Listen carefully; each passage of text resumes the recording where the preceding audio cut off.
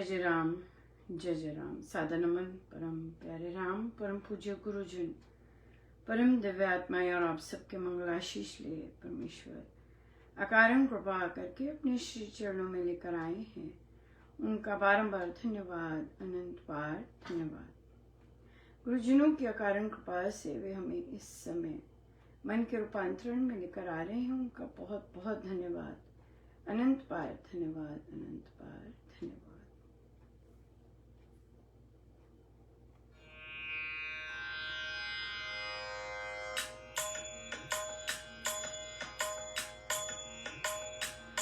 आनंद ही आनंद बरस रहा मेरे सतगुरु के दरबार में। आनंद ही आनंद बरस रहा मेरे सतगुरु के दरबार में। आनंद ही आनंद बरस रहा, आनंद ही आनंद बरस रहा मेरे सतगुरु के दरबार में। आनंद ही आनंद बरस रहा मेरे सतगुरु के दरबार में। आनंद ही आनंद बरस रहा मेरे सतगुरु के दरबार में। आनंद ही आनंद बरस रहा, आनंद ही आनंद बरस रहा मेरे सतगुरु के दरबार में। आनंद ही आनंद बरस रहा मेरे सतगुरु के दरबार में। आनंद ही आनंद बरस रहा मेरे सतगुरु के दरबार में। श्री प्रवचन पीयूष जी।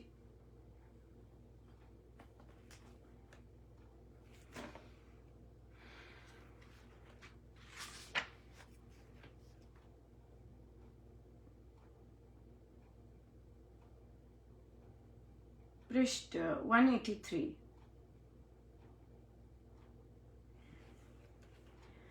कल जो वर्णन किया गया था उसमें मनुष्य देह को एक नगरी का नाम दिया गया था। मूलाधार से सहस्त्रा तक और 9 द्वार। देवों की नगरी, देव या दिव्यता प्राप्त करना ही इस नगरी का प्रयोजन है। वनस्पति के समान प्राणमयी और पशुओं के समान वृत्तिमयी है। ये प्राण भी पोषण करते हैं। पशु जगत में प्राण भी रहते हैं और वृत्ति भी, क्रोध, प्रीति आदि। पर मनुष्य जो विशेषता रखता है वह ज्ञान की है। मनुष्य में दिव्य बात होती है, वह है बोधक। यदि ऐसा ना हो तो फिर पशु के समान। इसलिए ये बड़ी बात है कि यह देवताओं की नगरी है। इसी मानव तन में ही ऋषि, भक्त, संत, दानवीर और ऊंची कोटि के महापुरुष हुए हैं। बुद्धि के धनी वैज्ञानिक पुरुष भी हुए।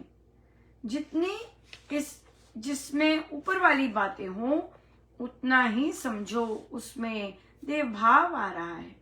ये बात जो कही गई है कि मनुष्य काल का भी विकाल कर देता है। सभी धर्मों में ये बातें किसी न किसी रूप में पाई जाती हैं। फिर इसका तन का दिव्य नाम अयोध्या है। कहते हैं अयोध्या मनु ने बसाई थी। किसी ने भी बसाई थी। अयोध्या का अर्थ है अखंड, या जो विजय ना की जा सके या शत्रु आक्रमण ना कर सके। अतः ऐसा समझना चाहिए। जब अब वेद ने यह नाम तन के लिए रामायण से लिया था, या इन्होंने वेद से अपने ग्रंथों में लिया है, ऐसा विचार तो ऐतिहासिक लोग कर सकते हैं। ऐसा समझना चाहिए कि पुराने काल में ऐसी रीति थी और अब भी बहुत जगह प्रचलित है कि जितने नाम रखे जाएं वे वेद से ही हों। बिल्कुल।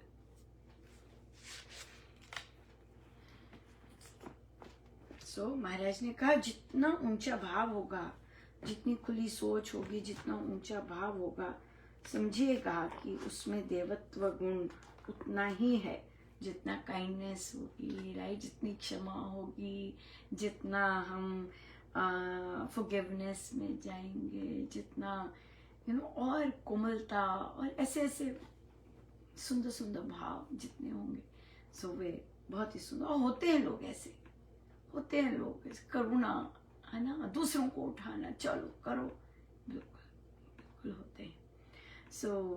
बहुत ही सुंदर, बहुत सुंदर दिन रहा, बहुत कृपा रही गुरुजनों की, बहुत बहुत सुंदर कृपा है, बड़ी कृपा है।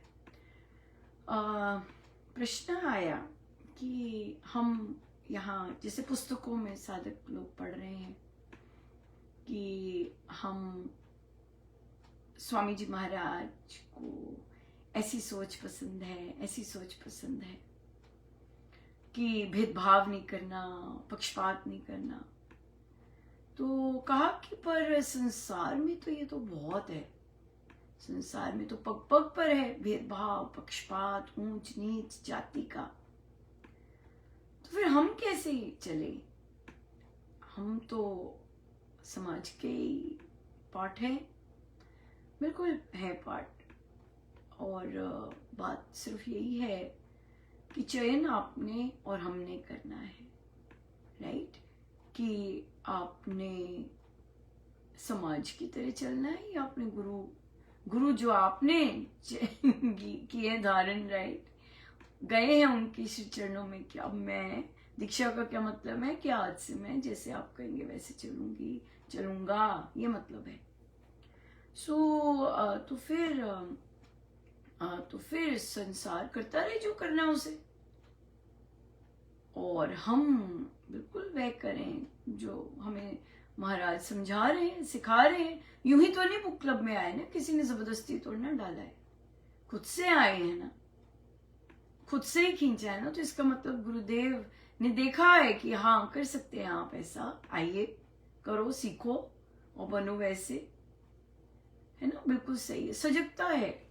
जैसे फॉर एग्जाम्पल हमें महाराज ने ग्रंथों पर विश्वास करने को हमें सिखाया, राइट, कि सोर्स है, इधर उधर क्या जाना।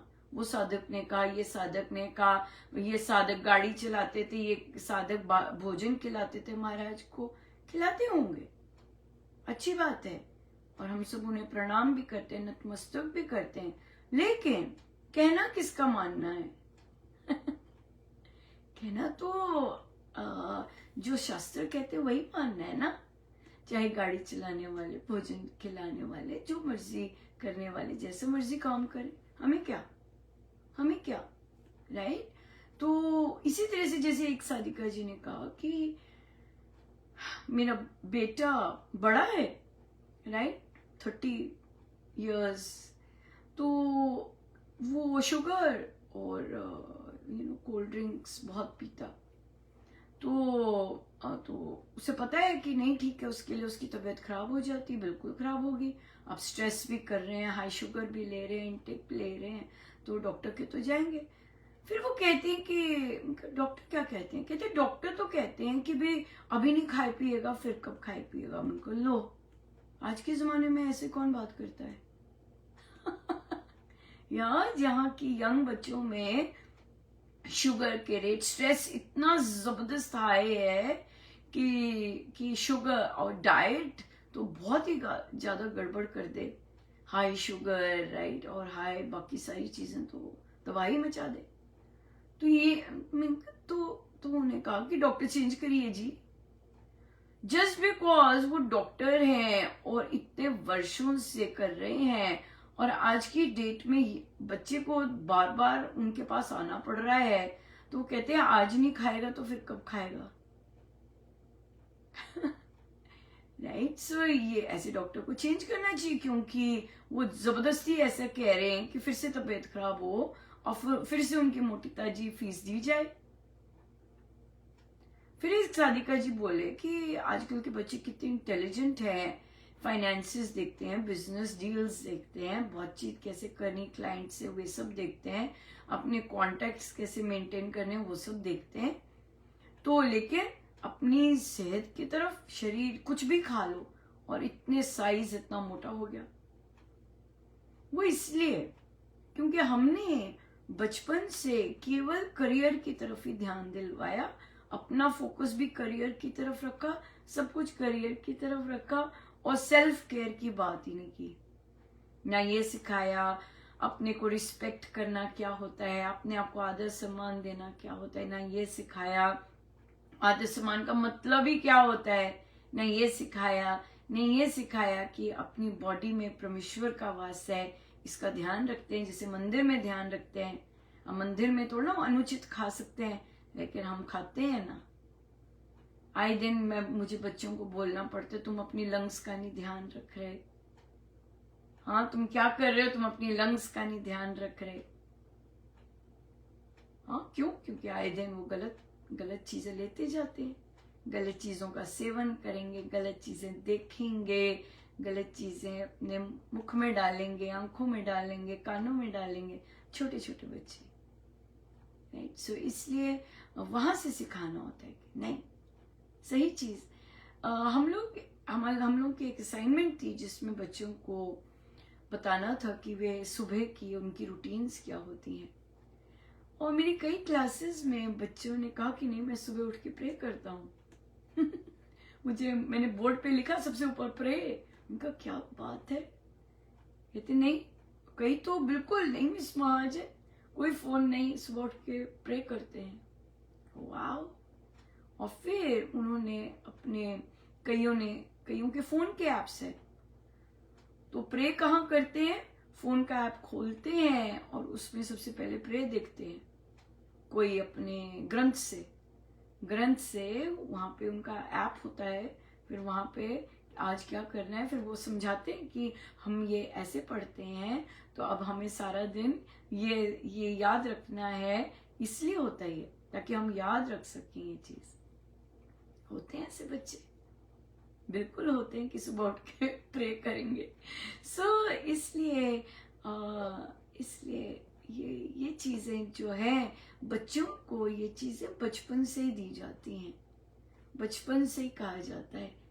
और देखिए ऑस्ट्रेलिया में तो उन्होंने बैन कर दिया, 16 and 16 below, no child will be on social media। Ban हो गया सोशल मीडिया 16 and below के लिए, सब बैन है। ये आपका बच्चे इस एज से नीचे नहीं जा सकते। तो यहाँ से हमें सीखना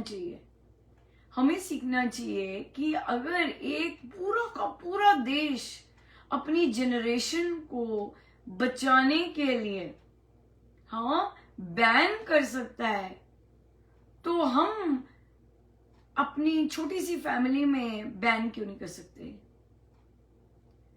उसके पास है, वो फॉरगेट इट, उसके पास है। ऑस्ट्रेलिया ने नहीं देखा कि अमेरिका के पास है, इंडिया के पास है, चाइना के पास है। ऑस्ट्रेलिया ने नहीं देखा। ऑस्ट्रेलिया ने अपने डिसीजन लिए कि हम अपने बच्चों के लिए ये बैन करेंगे, तो किया उन्होंने। तो इसी तरह से होना चाहिए कि पेरेंट्स जब बच्चे को कहते हैं कि नहीं देखना, बोलो कोई बात नहीं, वो देख रहे हैं। और अगर एक देश बैन कर सकता है तो यस। तो फिर उन्होंने कहा, फिर चर्चा चली कि बच्चे जो हैं वे टिक्के नहीं बैठ के पढ़ते, फिर हम गुस्सा करते हैं, गुस्से की बात आ रही थी।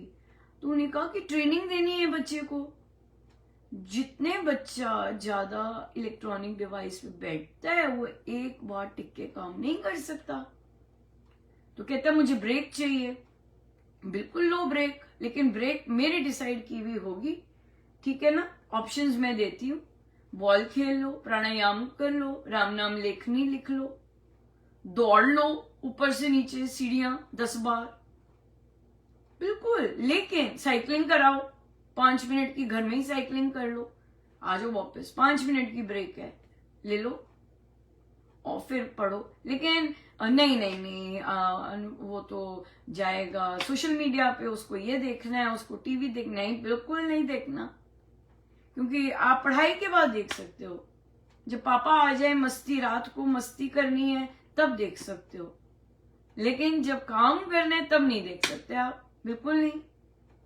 बंद है, पापा के साथ मस्ती करो रात को काम करने के बाद। ये थोड़ी ना कि कहते नहीं 10 बजे कौन काम करता है।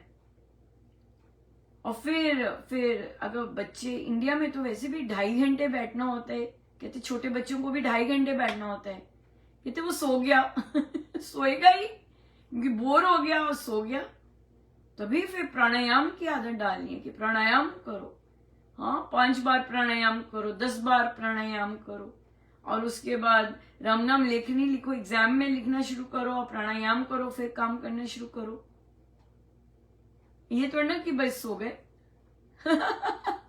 यस, यहाँ पे तो बड़ी एनर्जी लगती है बच्चों के साथ, और वो आती है राम नाम से।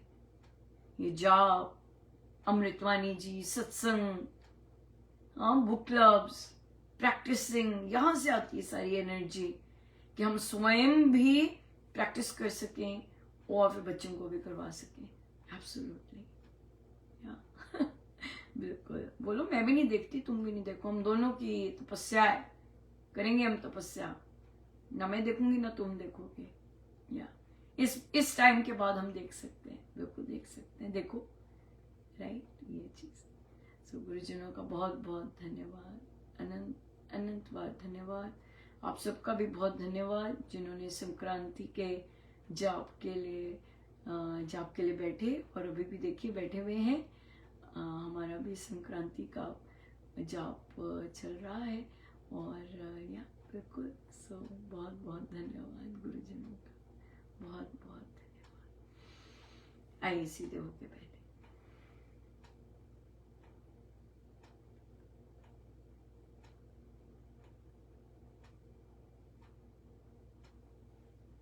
सब गुरुजनों का उनके श्री श्री चरणों में जय जय राम, जय जय राम।